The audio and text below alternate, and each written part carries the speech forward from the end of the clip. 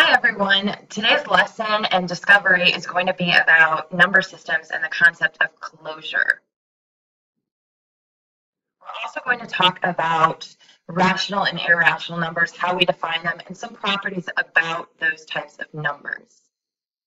But before we begin, we want to define a little bit of notation and concepts in mathematics that you're going to start to use throughout your career, especially when you start doing proofs. First, the number system, which we've mentioned, is any system of naming or representing numbers. For you computer programmers out there, binary numbers is something that you're familiar with, or the sets of 0 and 1, those digits that get sent out. We've all learned about integers as well. Now, a set in mathematics is a collection of distinct objects, and the set itself is considered an object in its own right. We do notice that by these little brackets. Now, there's nothing in the set, so we call this a null set, which is different than a set with a 0 in there, just so you know. The set of binary numbers would be defined this way, as 0 and 1. And the set of integers would be defined in this fashion with these periods denoting that it keeps going in the pattern that the set was founded. But what we really wanted to do was start to relate the development of number systems that we commonly refer to with your own development in mathematics. If you recall, when you first started learning numbers and math, the first thing you started to learn how to do was count. For example, you might have counted the set of cookies that your parents gave you as dessert.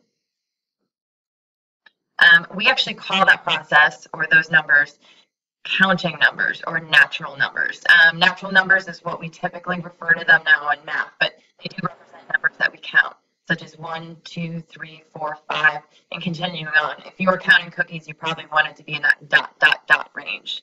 Now, we denote our notation when we write natural numbers, our shorthand is this N symbol right here. They accredit the development of the idea of counting numbers to the Egyptians in about 1500 BC.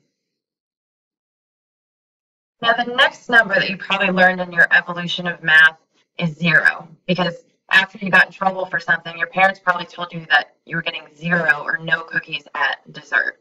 So that's something that you added into your set of numbers. Now, there's a lot of debates in mathematics whether 0 is part of the natural or counting numbers or whether it's not included. To be honest, it's going to depend on class to class and how your teacher or your professor in the future defines it, but it could be considered either set. Now, the number 0 is actually accredited, the invention of it, while it's up for debate, to an Indian mathematician named Brahmagupta, who it was accredited to in 600 AD with invention. Now, if you were paying attention to the last slide, you might be wondering, why did it take over 2,000 years to come up with nothing, or the number 0? Now, Brahmagupta might be a little witty with you and say that 0 is nothing but everything all at once. But that might be related to the fact that he was a devout Hindu and be rooted in some of his religious study, which is actually how he might have come up with the idea of 0. But I've already gone on too much of a tangent. Let's get back to our number systems. Now, in your progression, you've now moved on to elementary school, and you're learning to add and subtract.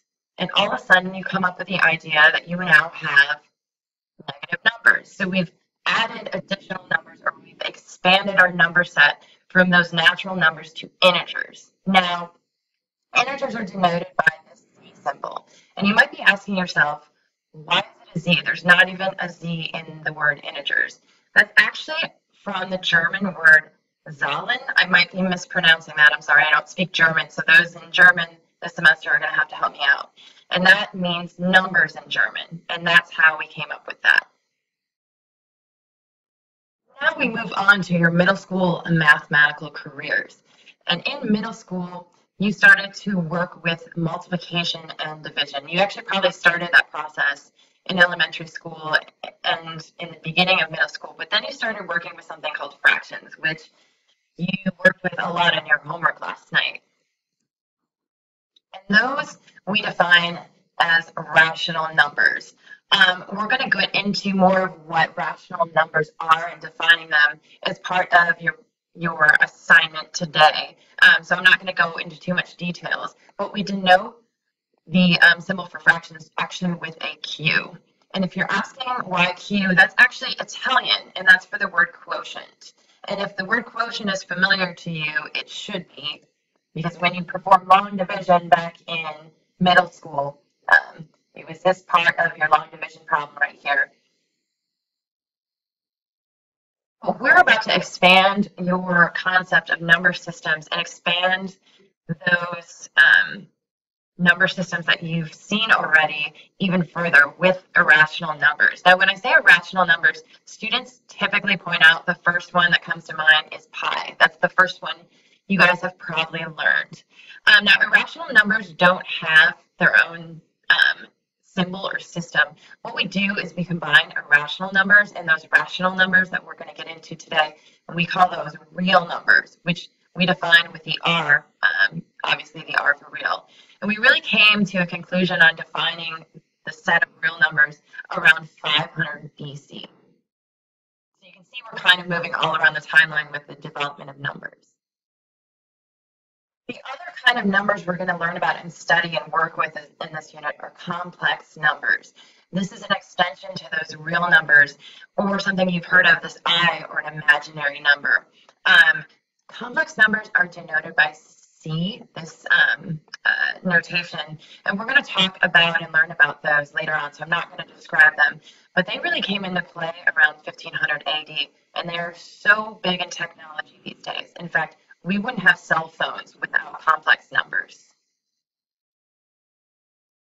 So I want to congratulate all of you. In your mere high school career, you are evolving into several different number systems that took mathematicians thousands and thousands of years, as you can see from the timeline, to generate and come up with. So you belong in this accelerated class because you've come up with it in a much shorter time frame than they did in your own evolution. Congrats.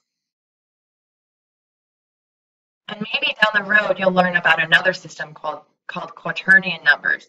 They're used quite a bit in physics calculation. They really changed the world of physics. They're also used to look at a three-dimensional plane, coordinate plane, and rotate and move objects and translate objects in them. So they're very cool to work with. And they were invented by William Rowan Hamilton in 1843 AD in Dublin, I believe, in Ireland, while he was crossing a bridge. That's the weird fact I know about that. But I really want to get back into looking at rational and irrational numbers, because that's what our activity is going to be about today. So I don't know if you guys remember Pythagoras, or the Pythagorean triangle. Pythagoras was obsessed with rational numbers based on his triangle. He believed the whole world and all numbers were contained within rational numbers. In fact, he created a whole religion and society around worshiping these numbers. Some might call it a cult these days. They all hung the symbol of a pentagram outside their door and kind of took care of each other and just worshipped and obsessed these numbers. Well, there was a problem with that. You see, the problem was there was another Greek man, and forgive me if I mispronounce this, I think it's Hippasos, who came along, and he was looking at the pentagram symbol, and he actually said to the leaders of the group, "Hey guys, I think there's a problem. The square root of 2 is irrational." And Pythagoras said back, "Don't kill my vibe. That's a big issue for us because it basically destroys everything we believe in." And a sad story kind of happened. Poor Hippasus. They say, because he said the square root of 2 is irrational, they say they put him in a boat and they dropped him in the middle of the ocean and left him there to die. So it's known as the dangerous ratio. And we're going to get into an activity where we start to explore that ratio and the idea of rational and irrational numbers. But before we do that, I am going to hand it off to your teacher for a few words and explanation.